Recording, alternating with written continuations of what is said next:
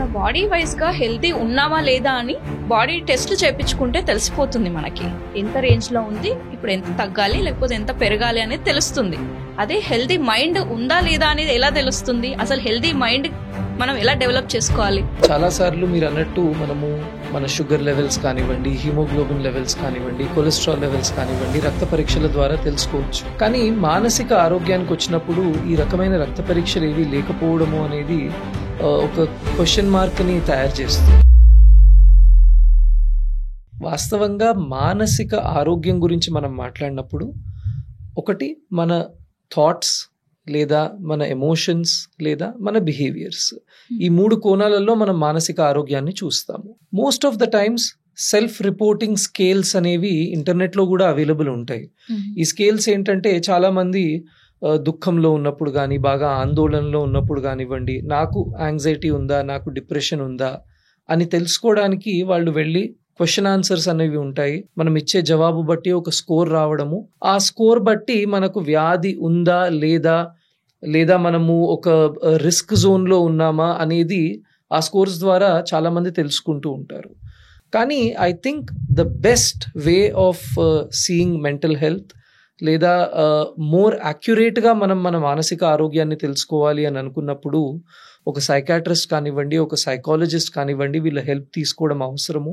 ఒక డీటెయిల్డ్ హిస్టరీతో పాటు mental status examination అనే ఒక టెస్టింగ్ చేయడము, ఆ టెస్టింగ్ ద్వారా మన మాట తీరు కానివ్వండి, మన ఆలోచన తీరు కానివ్వండి, కరెంట్లీ మన ఎమోషన్స్ కానివ్వండి, లేదా మన ఎమోషనల్ రెగ్యులేషన్, కొన్ని సంఘటనలలో మనము ఏ విధంగా మన ఎమోషన్స్ని ఎక్స్ప్రెస్ చేస్తున్నాము, అందులో హెల్దీ ఎమోషన్స్ ఏవున్నాయి, నాన్ హెల్దీ ఎమోషన్స్ ఏవున్నాయి, అలానే కొన్ని అనుకోని సంఘటనలు వచ్చినప్పుడు మన ఆలోచన తీరు ఏ విధంగా మారుతోంది, అది అన్హెల్దీ థాట్స్గా ఉన్నాయా, హెల్దీ థాట్స్గా ఉన్నాయా, ఇవన్నీ కూడా healthy thoughts and unhealthy thoughts. Right. కొంచెం డిఫరెన్షియేట్ చేస్తారు. Let us take an example అండి. ఇప్పుడు ఫర్ ఎగ్జాంపుల్ నేను నా స్నేహితుడికి ఫోన్ చేశాను, నా స్నేహితుడు ఫోన్ ఆన్సర్ చేయలేదు. నేను మళ్ళీ కొంతసేపు తర్వాత కాల్ చేశాను, అప్పుడు కూడా తను ఆన్సర్ చేయలేదు. నేను వాట్సాప్లో తనకు మెసేజ్ పెడదామని వెళ్ళాను, వాట్సాప్లో వెళ్ళే వరకు తను ఆన్లైన్ కనిపించాడు. ఇటువంటి ఒక సంఘటనలో నా ఫస్ట్ థాట్ తను నా కాల్ కావాలనే ఇగ్నోర్ చేస్తున్నాడు అని రావచ్చు. అయితే ఇటువంటి ఒక నెగిటివ్ థాట్ ఏదైతే వస్తుందో that is an unhealthy thought. ఎందుకంటే నాకు వాస్తవంగా అక్కడ ఎవిడెన్స్ నా దగ్గర ఏమీ లేదు. చాలాసార్లు ఏమవుతుందంటే ఇటువంటి సంఘటనల్లో నా బ్రెయిన్ నాకు వచ్చిన ఈ అన్హెల్దీ థాట్ని ఇంకా స్ట్రాంగ్ చేయడానికి ఒక పాత మెమొరీని గుర్తు చేస్తుంది. ఏమని గుర్తు చేస్తుంది అని అంటే, లాస్ట్ టైము వాడు నువ్వు కలుసున్నప్పుడు ఇంకెవరో కూడా ఇలా కాల్ చేస్తే వాడు సైలెంట్ పెట్టేశాడు, ఇంకెవరో రెండోసారి కూడా కాల్ చేస్తే సైలెంట్ పెట్టి అబ్బా వీడు ఎప్పుడు ఇరిటేట్ చేస్తాడు అని అన్నాడు అని ఒక మెమొరీని గుర్తు చేస్తుంది. ఇప్పుడు ఏమవుతుంది, నా బ్రెయిన్ ఆ మెమొరీని గుర్తు తెచ్చుకుని వీడిప్పుడు నన్ను కూడా అలానే ఇగ్నోర్ చేస్తున్నాడు అంటే నాకు ఒక వాల్యూ లేదు, తను నన్ను టైంపాస్ గానే వాడుకుంటున్నాడు, తనకు నా మీద నిజంగా నాకు తన మీద ఉన్నంత అఫెక్షన్ ప్రేమ లేదు, ఇలా ఒక స్పైరల్ ఆఫ్ థాట్స్లోకి వెళ్ళిపోతుంది. కానీ అక్కడ వాస్తవం ఏమిటి అని అంటే, తను తన బాస్ ఇంకా వేరే కొలీగ్స్ తోటి ఒక ఇంపార్టెంట్ మీటింగ్లో ఉన్నాడు, ఆ టైంలో కాల్ ఆన్సర్ చేయలేకపోతున్నాడు.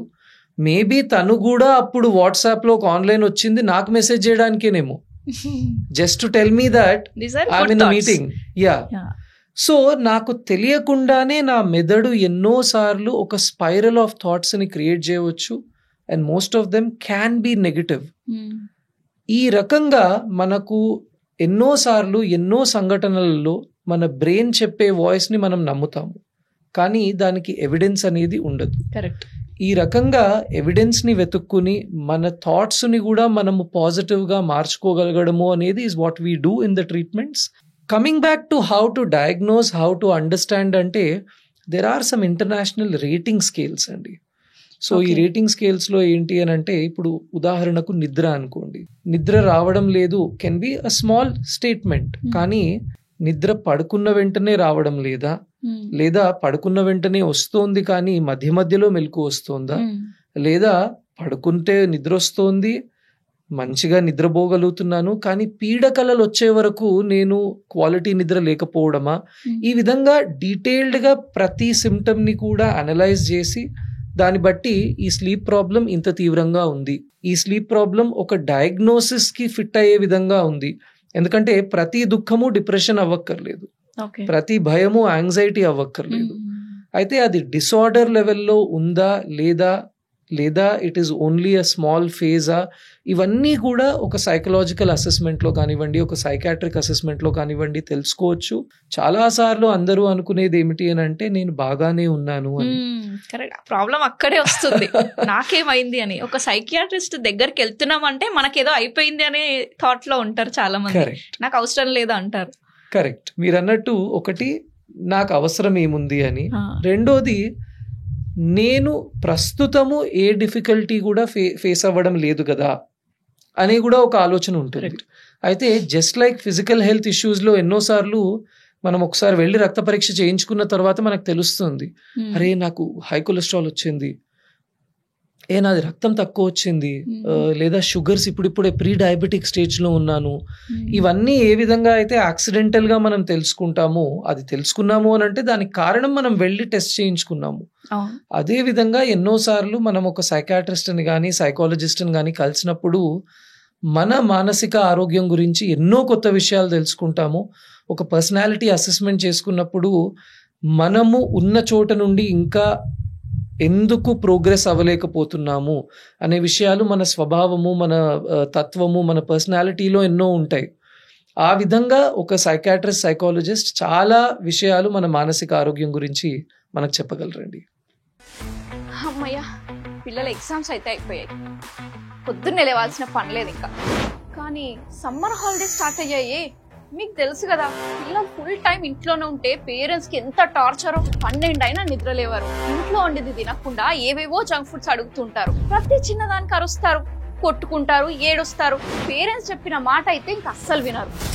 డే మొత్తం ఆ టీవీలో ఈ ఫోన్ లోనే మునిగిపోయి టైం వేస్ట్ చేస్తారు. పిలిచినా కూడా పలకరు, అసలు లేజీ అయిపోతారు, బ్యాక్ ఆన్సర్ ఇస్తారు. Complaints, comparisons, depression, frustration, stress, కోపం, బాధ. హలో రిలాక్స్, నీ బాధ నాకు అర్థమైంది, I'm there to help you. ఈ coming Saturday become a stress free parent అనే 3 hours powerful parenting workshop 10 AM నుంచి 1 PM వరకు ఎక్స్క్లూజివ్లీ తెలుగు పేరెంట్స్ కోసమే నేను కండక్ట్ చేస్తున్నాను. మీరు అండ్ మీ లైఫ్ పార్ట్నర్ తో కంపల్సరీ అటెండ్ అవ్వండి. ఈ వర్క్ షాప్ మీ పిల్లల గ్రోత్ కోసం ఒక బెస్ట్ ఆపర్చునిటీ అవుతుంది. మరి ఇంకెందుకు ఆలస్యం, ఇప్పుడే కింద ఉన్న లింక్ ని క్లిక్ చేసి రిజిస్టర్ చేసుకోండి. మీకోసం జూమ్ కళ్ళతో ఎదురు చూస్తూ ఉంటాను.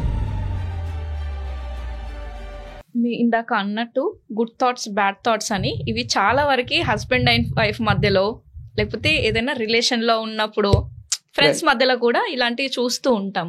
మేబీ అందుకోసమేనేమో బ్యాడ్ థాట్స్ ఎక్కువ అవ్వడం వల్ల బ్రేకప్స్ అవ్వడం, డివోర్సెస్ అవ్వడం ఇవన్నీ జరుగుతున్నాయి. ఇప్పుడు లేట్ అవుతుందని వైఫ్ కాల్ చేస్తూ ఉంటుంది, హస్బెండ్ లిఫ్ట్ చేయడు. మేబీ తను వర్క్ లో ఉండొచ్చు, ఫ్రెండ్స్ తో ఉండొచ్చు, ఎక్కడ ఉండొచ్చు. కరెక్ట్, వైఫ్ కి అది no evidence. Same bad thoughts మీరు అన్నట్టే వస్తాయి, ఎవరితో ఉన్నారో, లేకపోతే ఫ్రెండ్స్ తో తాగుతున్నాడేమో. ఈవెన్ వర్క్ లో ఉన్నా అక్కడ నిజానికి వైఫ్స్ అందరూ ఇలా ఆలోచిస్తారు బికాస్ ఆఫ్ బ్యాడ్ ఇన్సిడెంట్స్ అనుకోవచ్చు, బ్యాడ్ ఎక్స్పీరియన్స్, పాస్ట్ ఎక్స్పీరియన్సెస్ అనుకోవచ్చు. సో అవి మరి గుడ్ గా మార్చుకోవడానికి ఏం చేయాలి వాళ్ళు? వాస్తవంగా అండి, ఇందాక మనం డిస్కస్ చేసినట్టు మానసిక ఆరోగ్యము బాగానే ఉంది అని అనుకున్నప్పటికీ ఇటువంటి ఎన్నో ఎక్స్పీరియన్సెస్ కానివ్వండి, లేదా ఎన్నో సిచ్యువేషన్స్ని మనం చూడడము, ఎదుర్కోవడము, కొన్నిసార్లు ఇటువంటివి మనము టీవీ సీరియల్స్లో కానీ మూవీస్లో కానీ కూడా చూసి మనము నేర్చుకోవడము అన్నది చేస్తాము. సో ఒకటి, ఈ ఎమోషన్స్ లేదా ఈ థాట్స్ ఏవైతే వస్తున్నాయో వాటిని ప్రాసెస్ చేసుకోవడం అన్నది నేర్చుకోవాలి. ప్రాసెస్ చేయడము అని అంటే మొదట వాటిని గుర్తించడము. అరే నాకు ఇటువంటి థాట్ వస్తోంది, నా దగ్గర ఎవిడెన్స్ ఏది లేదు, నేను ఎందుకు ఈ విధంగా ఆలోచిస్తున్నాను అన్నది ఒకటి గుర్తించుకోవడం అన్నది మోస్ట్ ఇంపార్టెంట్. ఎందుకంటే చాలాసార్లు మనం ఒక డినయల్లో ఉంటాము, నేనంతా బాగానే ఉన్నాను అనే ఒక డినయల్లో ఉంటాము.